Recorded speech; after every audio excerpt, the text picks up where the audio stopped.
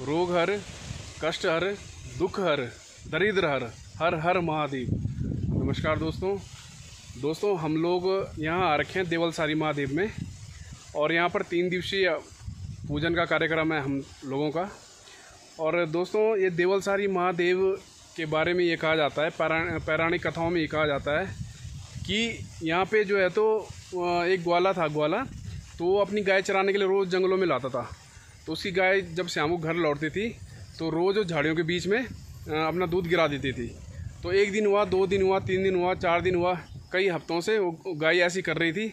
और ग्वाला जो है तो परेशान होता गया कि मेरी गाय आखिर वहाँ पे दूध क्यों गिराती है। तो ग्वाला इससे परेशान होकर उन झाड़ियों जहाँ पे वो गाय दूध गिराती थी अपना, उस झाड़ियों के बीच में गया। उन्होंने देखा आखिर है क्या यहाँ पे। तो उसने देखा कि वहाँ पे झाड़ियों के बीच में शिवलिंग था एक। तो उस समय टिहरी के राजा हुआ करते थे। उसने इसकी सूचना तुरंत टिहरी राजा को दे दिया। तो टिहरी राजा ने तुरंत वहाँ पे मंदिर का निर्माण करवा दिया गया। हालांकि बाद में जब उत्तराखंड में गोरखाओं ने जब आक्रमण किया था तो गोरखाओं ने इस मंदिर को नुकसान पहुँचाने की कोशिश की, हालांकि वो इसमें नाकाम हुई। दूसरी जो आधुनिक जो कथा है, अभी लेटेस्ट कथा अभी कुछ साल पहले की, जब यहाँ पे टिहरी डैम बन रहा था।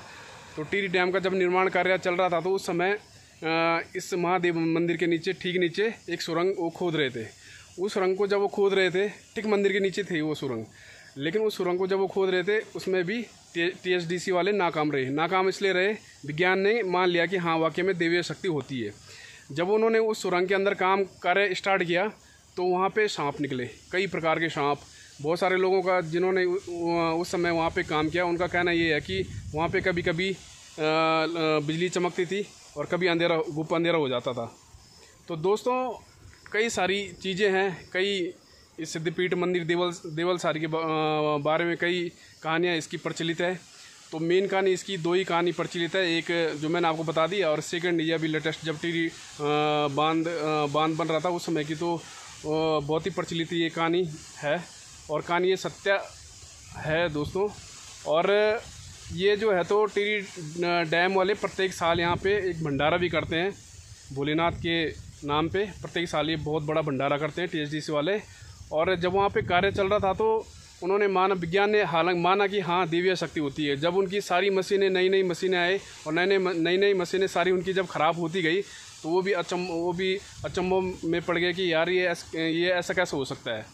और कोई भी वर्कर वहाँ काम करने के लिए तैयार नहीं थी, उस सुरंग के अंदर जाने के लिए तैयार नहीं थी, क्योंकि वहाँ पर दैवीय शक्तियों का प्रकोप होता था। कभी वहाँ पे अंधेरा, कभी उजाला, कभी खून की नदियाँ, कभी कई बड़े बड़े सांप निकलते थे।